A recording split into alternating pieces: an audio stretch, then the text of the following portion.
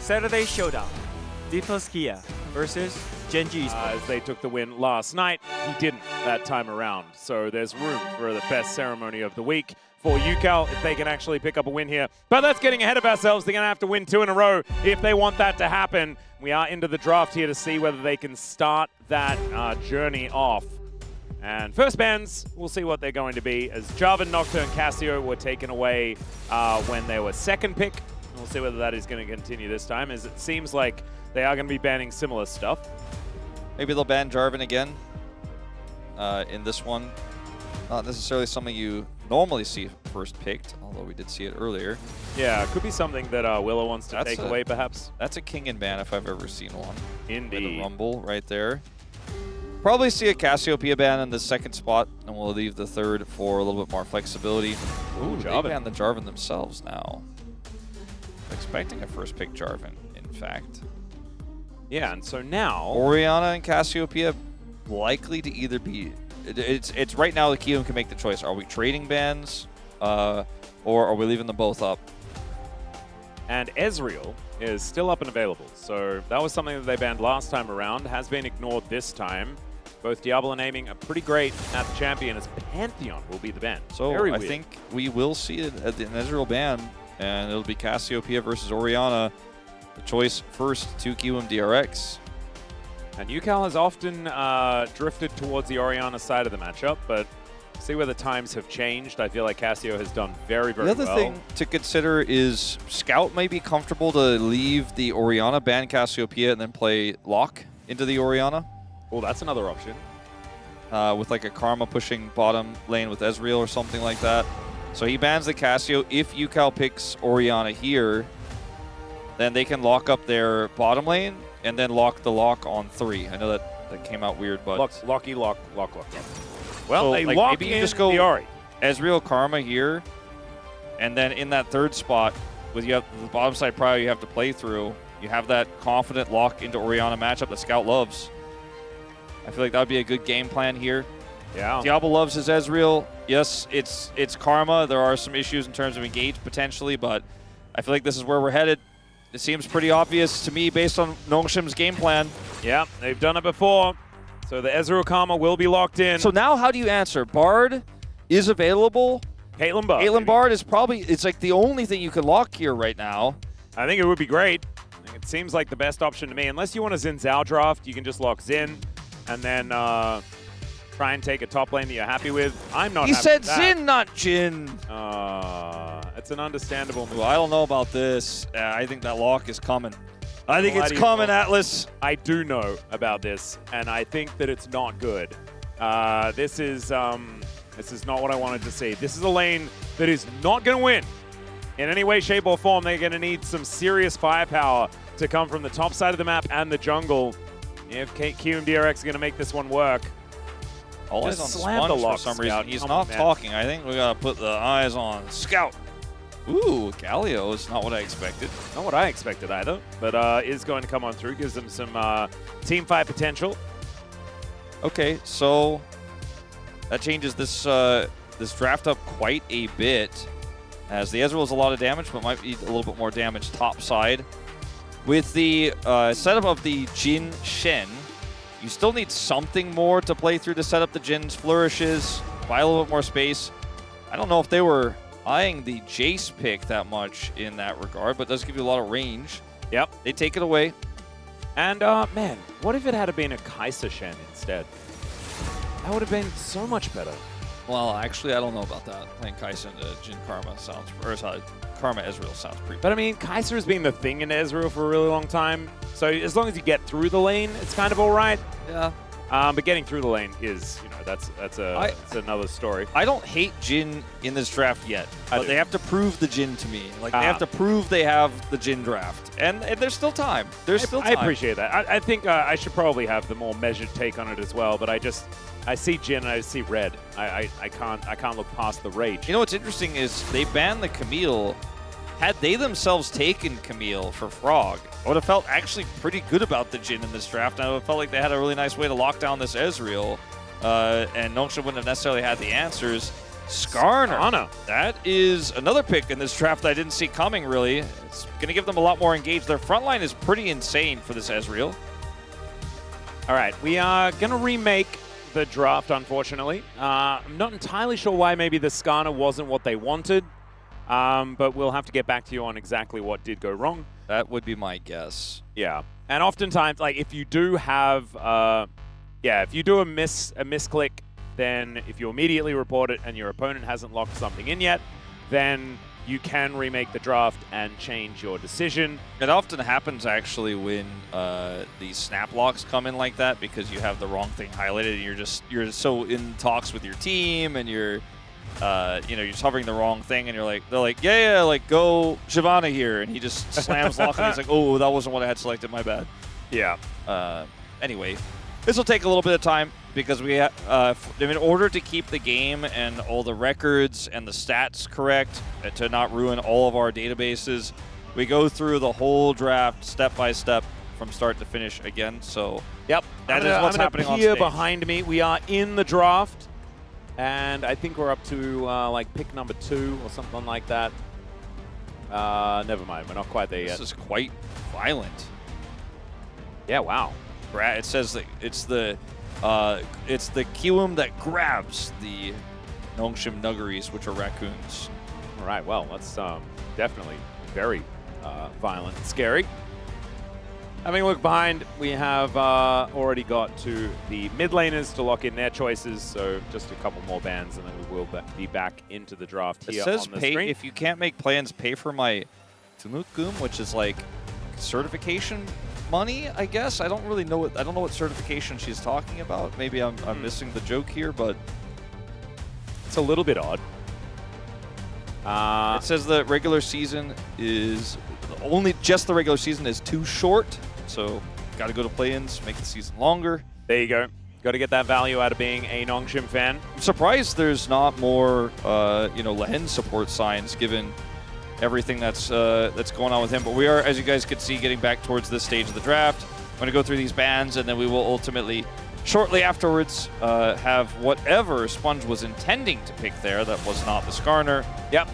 So we need Camille, then Trundle on the other side, and then the Xin, and then I'll cross out the Skarner because that wasn't actually the decision that they made. Yeah, if it was a real Skarner, the Trundle ban would have been pretty pivotal. Yeah, it would have made sense. That's why I wrote it down. I'm like, oh yeah, this is pretty cool.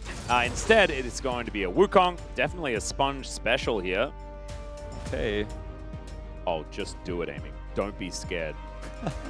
Susan is way better now. I know. You know, you can smack down those stacks real hard. I mean, I think when you have counter pick, you could definitely do it, but maybe wait for more information. Instead, they're going to blind the Cassante in this situation. Cassante. All right, so I mean, if there's a blind pick option, it's a decent one. Just get some front line there. I mean, there's the front line for the Jhin. Like, let's find out what that jungle pick is. Sell me on this Jhin. Sell it to me, Kiwoom. Give me that answer. Okay, Zahen. See what I did there? It's like, okay, then. But it's like, okay, Zahen. Yeah, anyway. Shen jungle? Support Cassante? I think it'd be Zahen jungle. No, I know. But is that good? It was. It was. But I don't know whether it's good anymore. I just have to see. Maybe Willa can show us something. So this is an insanely good Jhin draft, actually, at the end of the day. But there are so many other moving parts to this that make it really scary. The fact that the topside Cassante is going to have this Nara counter pick that they don't have a really great answer for. Zahen ganks in this meta right now, not very potent. So you're losing that lane. You're losing bottom lane. And Galio in the mid lane is going to be totally fine to this Orianna. So the Wukong's early levels are going to be not that big of a concern. And it's Zahen you're playing against, so there's also that. That's not that big of a concern for early ganking. I just think the early prio is just going to bowl Hume DRX over. If they can get out of the laning phase, though, I mean, there's so much frontline for this Jhin that maybe it just might work. And they have a great ball carrier. I think that the Zahen will definitely do that job very, very well. The ulti can certainly get you into the positions that you want to be in. So that is a good one. And yeah, everyone is just wishing for play-ins. For both of these teams, Nongshim are not locked in just yet. A win here, especially a 2-0, is absolutely massive. And that guy also just flaunting all of those tickets that he's purchased to come and see. He wants to buy KRX. more. He wants to buy some play-ins tickets. Exactly, and they're the best ones, you know, because you get 5 games potentially. And let's see whether they can get us there with a victory against Nongshim here in game number 2. Let's get onto the Rift.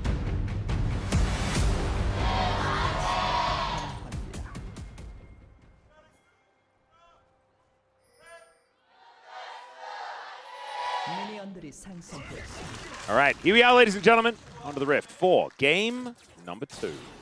UCal on one of his favorite picks here. The Orianna has been something that he's found a lot of success on throughout his career, but especially here on KRX. So this could be something that they could leverage.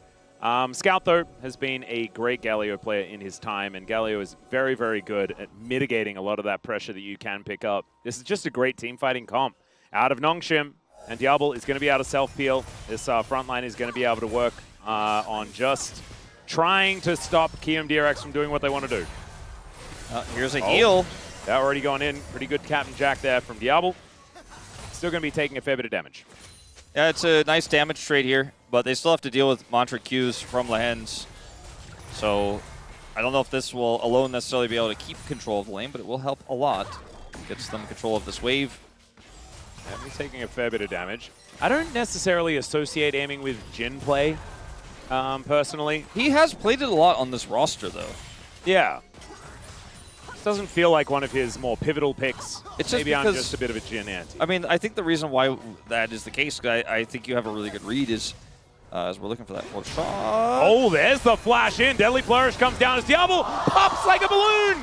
And that's why that's why he associates himself with that pick here. Yeah, aiming's really good at Jhin, by the way. Just like I just really associate him with playing Jhin. He's just so good at Jhin. He is the type of player who just farms money and then is a late game hyper carry, as we're seeing a Hex Flash.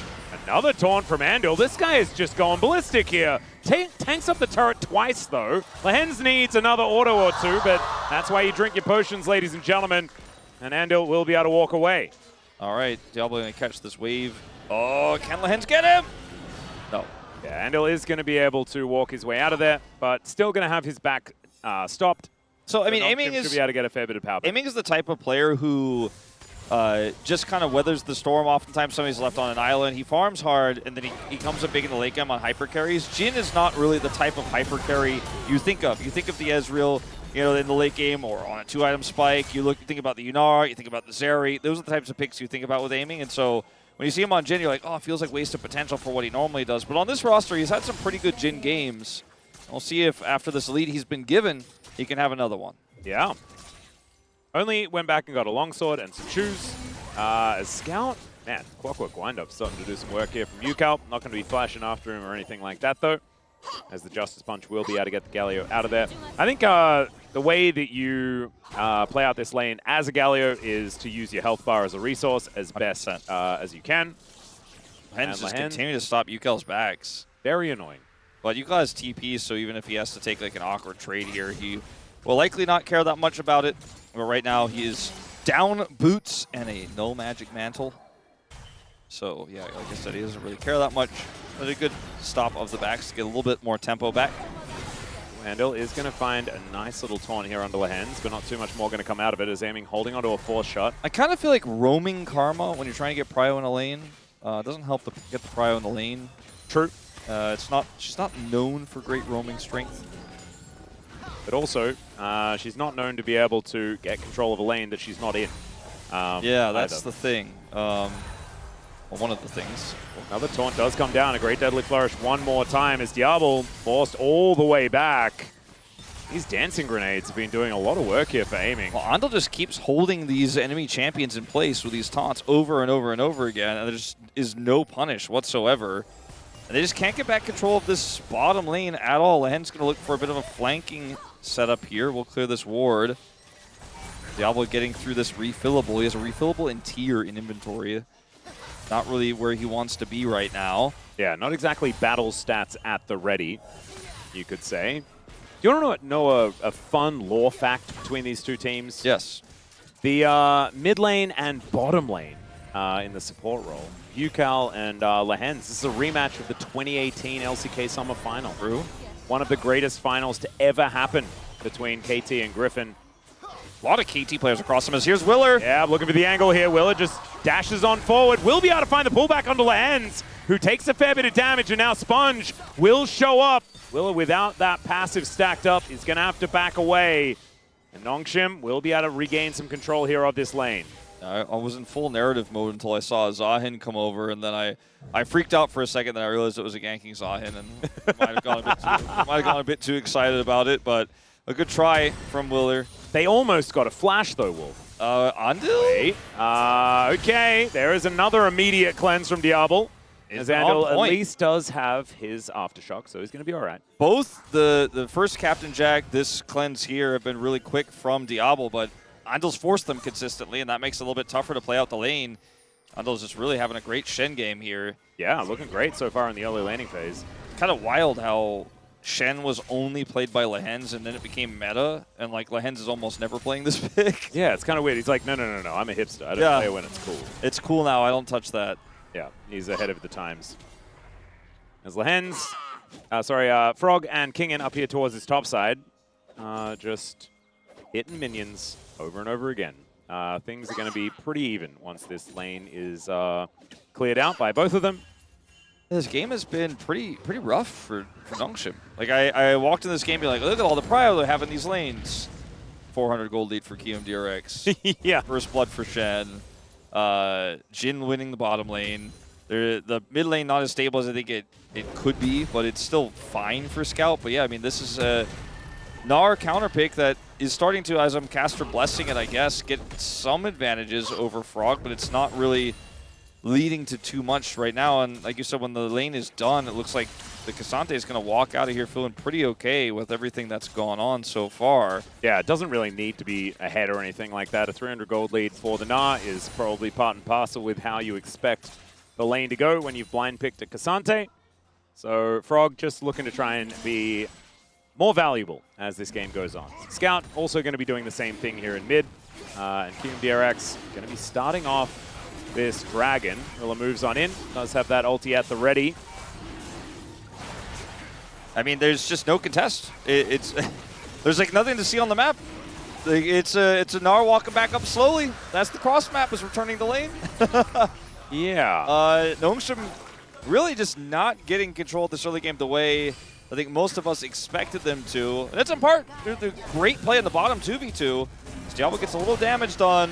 Yeah, Andal. Oh, the shockwave going to be avoided there by Lehens as in comes the heroic entrance. Flash for the taunt, and it lands it onto two. Andal will be finally taken down, but here's the ulti from the Zahan. Decent Cyclone as an answer, though, and now Aiming is in a lot of trouble. Sponge gets on top of him. The Mystic Shot is not going to connect, though, so Aiming will be okay, and now he's going to call some curtains. Lehens is his chosen target.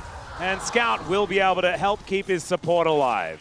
Aiming's former support escapes just barely there. It was a good target choice because he was flashless from the previous play.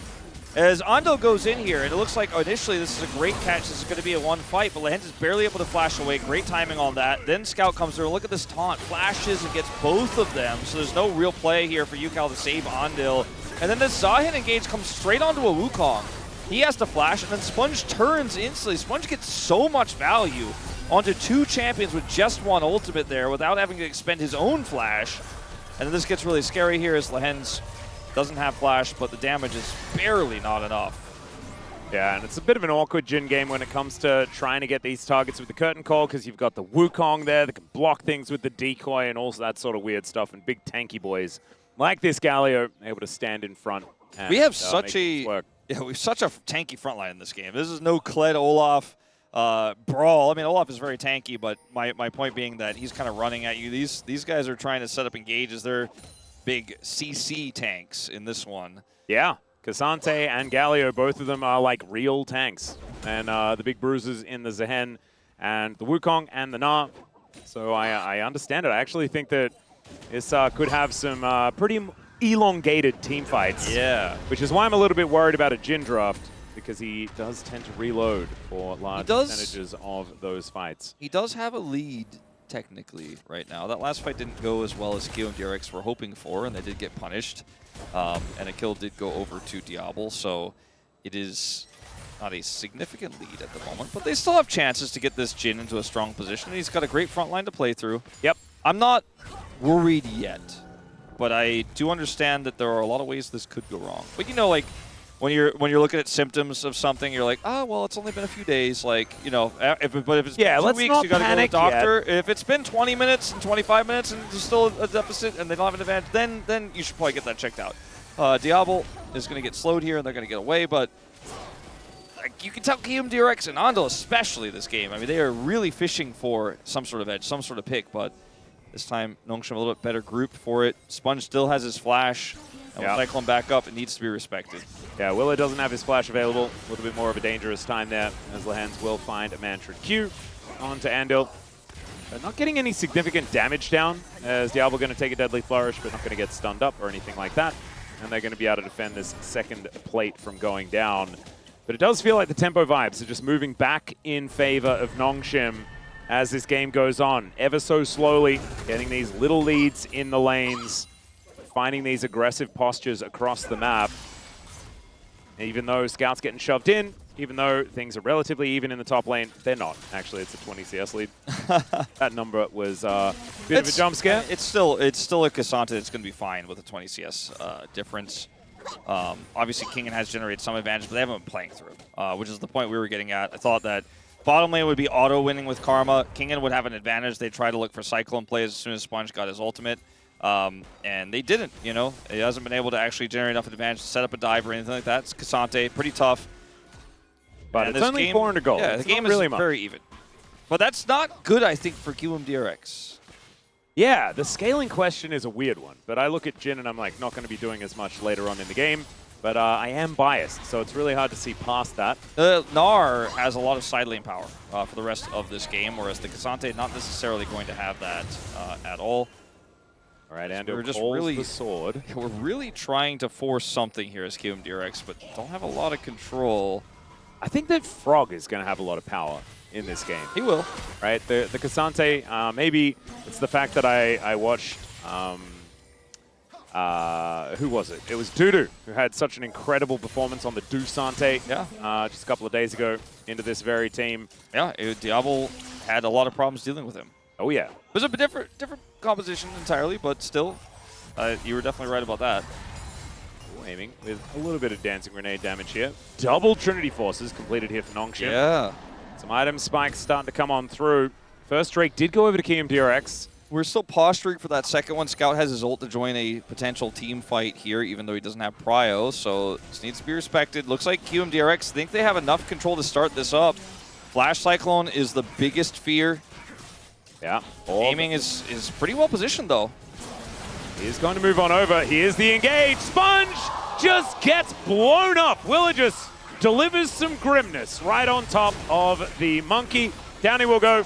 Now the Drake is theirs for free. I want to see more Andal Shin. This guy, he is playing incredibly well. The ultimate there from Willer with the flash. Doing so much work.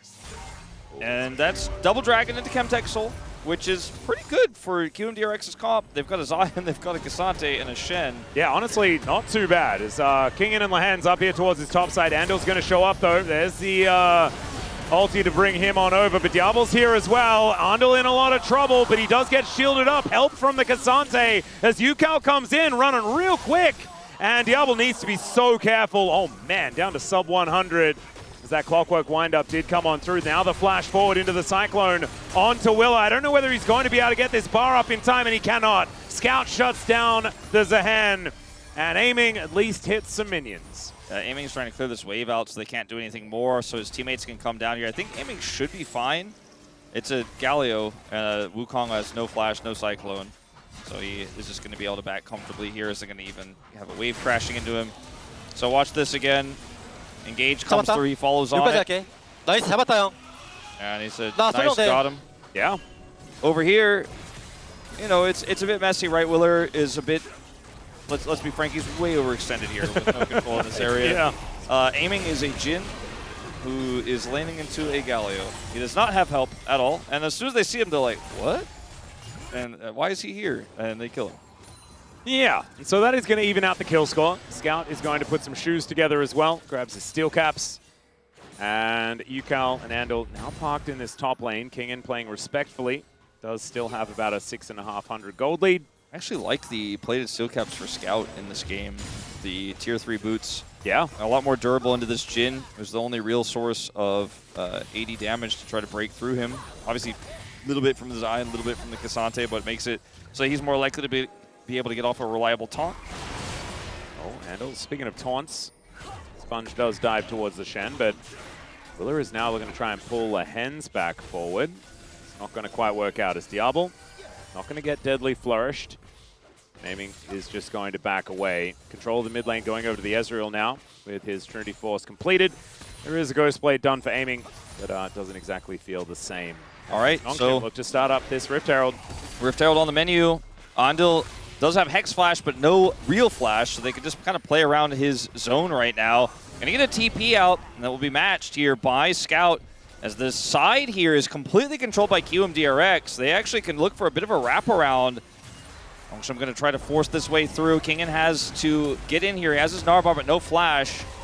Yeah, Frog doesn't have his big shield from the teleport left anymore either. Is now Kingen with a full Narbar, looking for that angle. Does get the wallop, and the Shen just goes down. Shockwave going to connect, though, onto this Gnar. Gets pulled back. Dissonance is pretty high value, but without this Shen, it looks like KMDRX do not want to continue fighting. Yeah, they're just going to back away. Well, those who can. Lehens is going to stop one of those backs. Okay. Going to now take the Orianna for a walk. Willer is going to move on over and look to see whether he can lock down the support. They might be able to get this. Grim Deliverance does get him on in there. Willer, can he actually get that bar back? And the answer is yes. Gets on top of Scout here as well. As Andal, he's back in the fight once again. The flash away from Diablo. And will they be able to find it? They can. Aiming. Oh my God, the double blind snipe. And he takes out the bottom lane. It might be further time to associate him with Jhin. Yes. I think maybe I will rescind my comments. He is certainly having a pretty good back end of the year on the pick at least. Picks up those two blind there. The game sense on this man. Kingen just gets a kill for free. Okay. And they will get the Herald anyways. Herald. Okay. With a mid lane Galio, I think they get it. Yeah. Okay, so mid eye in tow. You can't win too much, otherwise this prize group game might get a little bit too one-sided. Look at Kingen, by the way. Like, if he had Flash here, he could have just ended the game. I feel like his Narbar was perfect for that setup. Just gets the wall up instead. As they look for this play here, chasing Yukal, and then Lehens gets cut off. And there's just too much QMDRX on this top side of the fight. Cyclone turnaround here. Double knockups. Willer does get his reset. And then aiming. He's just chunking them down. Gets the hit here on the Diablo. Diablo thinks he's found his way out. Watch this. Let's see how blind it was. Okay, so he knew where the Ezreal was, but oh my lord, I was not expecting him to be able to hit both of them. But the way he aimed it, it was like it was super obvious it was like where they both were. But he is cold aiming, I guess. Maybe that's just the reason, as Willer once again going to deliver some grimness. But he's the one grimacing at the end. Now Yukal's flashing away. Flash taunt comes on forward. The Shockwave is only on to one, and Sponge is kind of okay with it as now Frog. He's gone all out, but he is going to go all out of the fight. Just doesn't want this one anymore. And now the Drake is going to get taken away. No soul point for KMDRX. This game is suddenly starting to get a little bit weird here as Lehens going to grab control of this Rift Herald. They're going to try to turn this into Dragon plus mid-turret. This outer about half health, but also has a crystalline overgrowth to crash into here. And with the grubs they have, it is just going to go down here. So Gnomeship with a swift turn back into the lead here, 1,000 gold the advantage, and even going to get out is Kingen. However, yeah, Lehens is going to have to try and dance around this one. Diablo going to get spotted and takes the last couple of bullets, but at least Lehens will survive. That is the charge from Shelly. Shortest charge of all time. Yeah, it is not a very large one, but nothing Frog could do about it. It's two turrets. It's going to be the turret going down, yeah. Moving up to 1,400 gold here for Gnomeship now, off of just one play here. This is a really messy start to this fight, but you know who's there. Like, it's not a secret. Yeah. I think it's just a miscalculation here. Andal takes so much damage, and the Willer is like, okay, I got TP, I'm gonna go in. But UCal isn't there yet. He's trying to get there. He's not there. Just a bit of misjudge here. The flash from Scout gets the double taunt as Frog's like, I want the taunt badge too. That's all I wanted. I'm out of here. I'm not gonna help you guys out. Yeah, it's just super messy. They doubled and tripled down on a fight that was unfortunately not really ever going to be a chance to win. And now the side lane Gnar. Oh dear, there's the flash out from Frog, but that might have been too little, too late. Never mind, able to dodge out of the way of the house. And he will keep himself alive. It's okay, Nongshim back with some control. 1.3k going to be their advantage as Willa off to the side. Andal is there to help him out as he does pull back the monkey, but he can create a clone of himself. Scout has his ult, so they need to be, and he's like right there. So whoever they decide to go on will have a Galio joining very soon. Be very respectful of this, and it's like Nongshim is just going to back away and deal with this wave that Aiming has set up. And they're just leaving this Gnar to win the side lane bottom side where there's no flash on Frog. And I really like the lane setup here for Nongshim right now. As Frog, he just can't really even be in this lane without help. And with everybody's top side, Kingan's like, well, that's exactly where I would like to be on the opposite side. My teleport's not up, but that's okay because I'm just going to keep pushing this guy. Yeah. There's no way that Frog can really do anything about it, especially if Kingan has his Naba in a good position. Hits Mega now, and so Frog is just going to have to bide his time. Having used the flash previously, has to be so careful, like you were saying. Scout clears out the top wave as Kingan looks for an angle towards Aiming, but he's got a blast going to get himself out. They're looking for a potential collapse here with Cyclone. Oh, Andal could be a target. Not going to go in on him just yet. Two items. Slow him down. For Diablo, you know, I mean, he's at his really strong point right now. 2 items on both the Wukong and the Gnar. That's Triforce Cleaver. Like, Nongshim are so strong right now. I think stronger than that 2,000 gold lead really shows. So they want to continue this lead. I think KRX needs to just play around the fact that that Baron is not possible. And the Dragon isn't up. So there's just no reason why you should be opting into interacting with Nongshim right now or fighting with Nongshim in any way. Just try to track Sponge and stay away from him. Yep. Captive Audience was pretty good there to slow down the Wukong as Lehens. I don't think you're really allowed to face check, but he's just going to take half of his health bar and manage to walk away. Good warrior trickster there from Sponge to get himself out of the way of the danger. And KMDRX, they would really like to be able to find a pick right now, but it is looking pretty difficult to do so. And a minute and a half left. They have another chance at a soul point. At least they do have that dragon buffer, Wolf. That is something that KMDRX has in this game with that early advantage that they picked up. And Shockwave is going to be buffered gloriously here by Scout. Scout just walks it out. He went for the plated Steelcast, but still has Abyssal. Now has the Imperial Mandate. He is so strong, so difficult to kill. And he's just going to ignore UCal entirely here and just take it back. Yep. They send King in top side. They get to keep both TPs for their side laners. Sure, KRX have 2 the same, but when you get to back like this perfectly and swap soul laners, it feels so good. Kingan has level 16, incredibly powerful. 1 minute until this dragon spawns, and Nongshim are already working on that prio on all 3 lanes. Galio controlling bottom. You know, Kingan's pushing top, and this is Diablo pushing into Aiming here. There's no turret for KMDRX, so this dragon feels almost surely Nongshim's. Still a little while before it spawns, but they have full prio. At least Willa can actually get over here. The Banana Brush does have a control ward in it. So that is something. But I see your point. They are just so much stronger with the amount of better items that they do have with them. Look at the wave. Almost has his Infinity Edge, but not quite. Wave getting dropped here in the bottom lane. So QM could get prio back for a moment, but it's too early to get it. And they're trying to look for a punish, but Nongshim are very aware and are just kind of staying in the mid lane and ignoring them. And now you've got a Galio looking for a bit of a pinch here. There's that TP from UCal out of the side lane. He has to come in first, so he needs to get something with this. Yeah, and Kingan and Frog both have their teleports up, but you can see Kingan just walking his way over. The Nabar is in a great spot. He's hitting the turret on his way over. Yeah, and Frog will follow up, so he can actually push this wave back. That is actually pretty good management here by KMDRX, but now Willer is in a little bit of trouble, and Diablo is hurting so much. You mentioned the 2-item spike, but man, it is pretty tough to deal with now that they're staring down the barrel of it in reality. So Kingan's Narbar is down. There's a tiny window here for a potential punish. Scout on the flank, though. This is going to be so hard for KMDRX. Yeah, that's going to be a tough one. Scout once again with a glorious buffer. Can UCal find a good shockwave? That is the real question. As there's a Cyclone, Grim Deliverance comes on forward, but Sponge just holds them all in position and manages to survive. 2 of them are already dead. The front line is wiped out by Nongshim as Scout looks for the angle. The Winds of War are going to be enough to get rid of the Orianna. And I think Nongshim may have just made the back-breaking play. Yeah, Scout's there to answer the flash over the wall. And KRX, they didn't have much control. They're going to try to get this Galio, and he's just going to send his way over to help his teammates out. How heroic was that? Well, he's definitely exited the situation. No curtain call to try and go for a steal. And Nongshim will definitely be able to get this Baron and move themselves towards a 5,000 gold lead. I mean, look at the setup here. Sponge is holding the line on this dragon, flashes in for the Cyclone.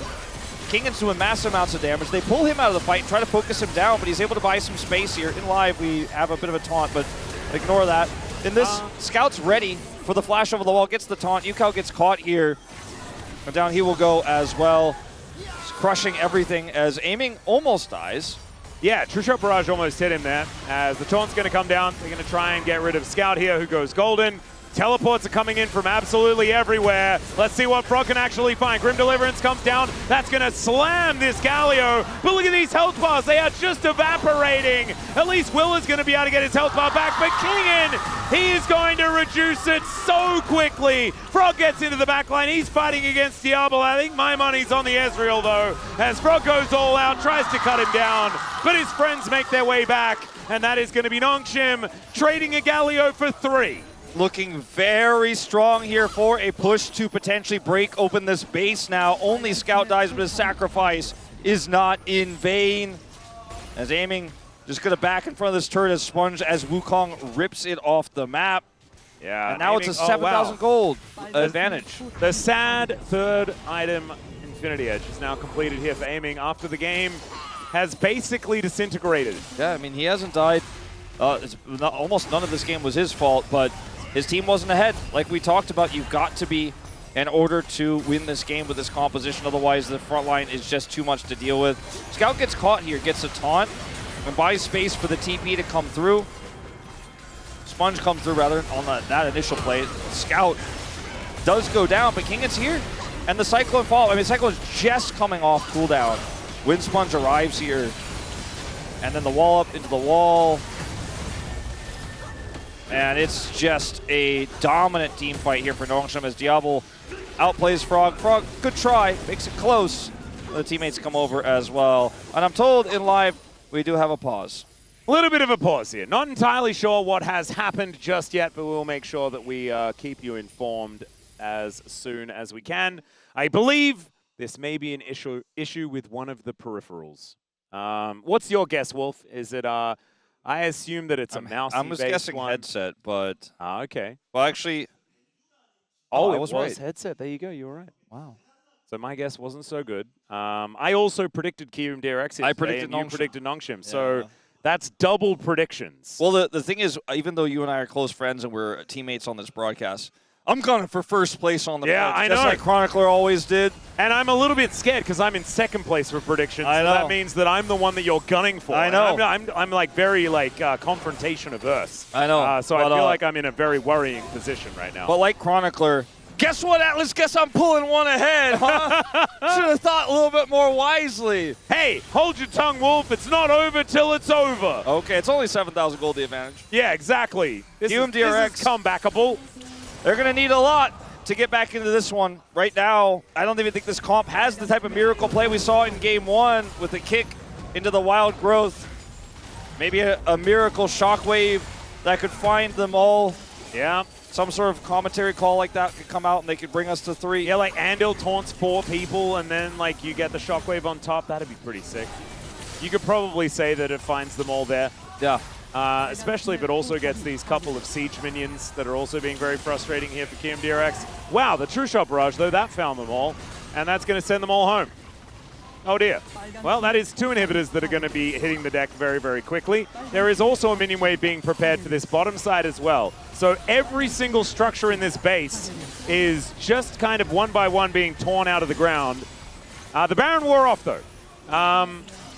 for what it's worth. Well, there's 3 grubs, though, so I think this inhibitor might wear off. Oh dear. UCal is also wearing off as the Shockwave is going to be walked out of. Oh dear, that is not exactly great news as the Mystic Shots are landing. Diablo gets pulled back, though. Does get the cleanse and keeps himself safe. And now Andel, he's going to be taken out. Diablo finds that one as well. Another True Shot Barrage does so much work as, yeah, Frog wishes he was tanky. Unfortunately, he just kind of isn't. Diablo's able to Arcane Shift out of the way of the Jin. And Nongshim are just flattening them with their wallets right now as Lahans splashes out of the way of aiming. The last shot will finally take him down. But the Nexus turrets, they're all removed as well. Aiming's at full health, though, and these health bars on Nongshim are starting to get a little dicey. Maybe it's going to be another day or another push that KMDRX loses. I mean, the base is under siege, though, of these minions. They actually have to defend the Nexus. Or do they, Wolf? They are their own independent people. They don't have to defend their Nexus if they don't want to. I think they do. I think they probably should do that. Well, I think they should defend the base. No. You don't need to. Winions. Okay. Winions are coming in. This might be minions killing KMDRX's play-in chances? Yeah, that would be very, very sad if they had have died, lost to minions. Teleport to bring Kingen right back into the fray. And they're just going to send Kingen in to come over and just auto-attack that Nexus a few times. He does have a big old shield that he just put together. Aiming also has a Hurricane. That's kind of crazy. You know, it's very fun when you can just teleport in and just click on the Nexus to win the game, but I don't know if that's necessarily how Nongshim have to play this at this point. Okay. Let me talk to you about what happens when 3 inhibitors are down, though. That means the KMDRX will have really strong minions coming towards their base, but also they're like going to be able to farm those waves from their base. Yeah. And I was about to say safety, and they don't have any of that because there's no turrets left. So there's no safety, but these waves, like, look at all this money making its way towards KMDRX. That's just a flash in from Scout, though. Cyclone comes down. They're wanting to win this teamfight. Take out aiming. And the Zahen is already dead. The Nexus is focused. And Nongshim will eliminate KMDRX from World's contention. Not yet. And there it is. The confirmation. You don't need to just trust us who, doing math on the stream and all that sort of stuff is something that with the compositions and with the players that you're playing with. But we do need to say goodbye to KMDRX here as well as we listen to Nongshim shatter their Nexus here in these last moments. And hopefully KMDRX can find some better angles moving into 2027 because unfortunately for 2026 we're only going to see them one more time. Yeah, they at least do have that final game to play at the very end of the week, but it will be alongside DNS, who are also eliminated, and it doesn't mean anything. Yeah, the battle for the eliminateds. And that one's going to be maybe an absolute barn burner. Maybe it's going to be completely insane. Maybe now that the shackles are off KMDRX, they're going to level up the same way that the DN Supers did. So that I'm looking forward to that one. I actually think that's going to be fun.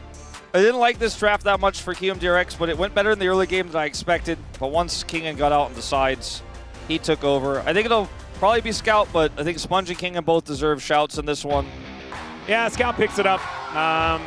Pretty understandable, but I really do like you giving the shout out to Sponge. I think the votes are probably just going to be all over the place. That would be my assumption. No, I think it's going to be like Scout and me. You think so? I think I'm going to be the only person to vote for Scout. Oh, the 12-1.